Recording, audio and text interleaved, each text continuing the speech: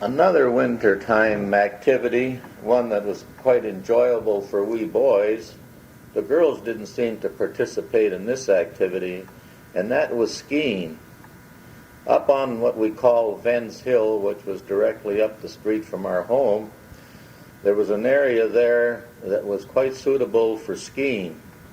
And I can recall my first ski, which consisted of nothing more than a single barrel stave and a wooden box mounted on it, and I would sit on that box and hold the cord and scoot down the hill, trying to maintain a balance. Needless to say, many were the times that I took a tumble. And then, as I became older, larger, and more capable, Dad and Mom had given me a set of skis for a Christmas gift. Now, these skis weren't much more than 4 feet long, because I was a little fellow, only about 3 feet tall or 40 inches tall, and that length of ski was adequate for my needs. And then I began to gain experience on the ski slopes with those skis. And they lasted, for a number of years, until such time as I was able to wrangle a pair of ice skates from the parents.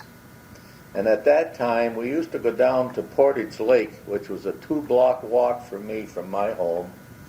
And we would get down there on the ice, and taking Dad's snow shovel and snow scraper with me, and other boys with similar equipment, we would remove the snow covering from the ice and use that for a skate surface.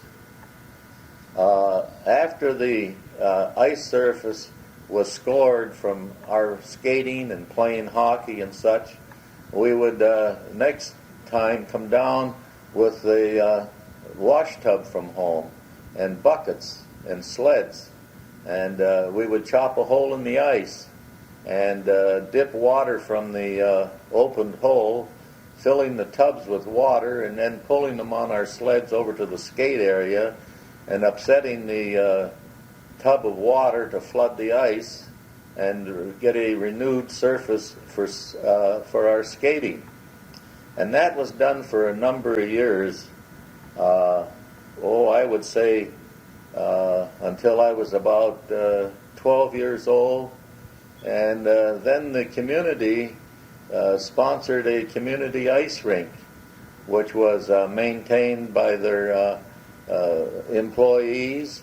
We had a heated changing room and toilet facilities, and we had recorded music, and that was a very enjoyable time too. I think I skated there from about age 12 until I was in my 20s, and many a night we were there with temperatures hovering around 10 above zero, and we didn't think that it was too cold for that type of sport.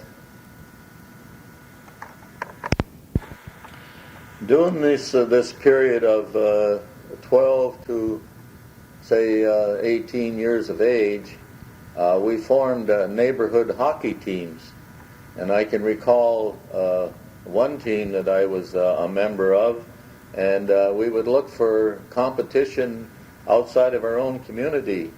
Hubbell being a small town a mile and a half away, we would go down there and arrange for hockey games on a Saturday morning, and we played there.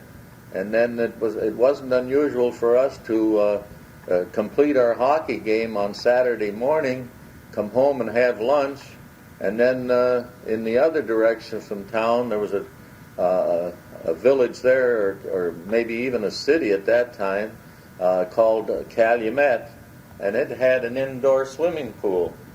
And it was nothing for us to walk that 3 miles up to Calumet and pay our fee of 3 cents, which paid for the laundry of a bath towel, and it gave us admission into the pool, and we would spend an hour or two swimming, and then we would change into our street clothes and walk our 3 miles back into town and that really made a full Saturday.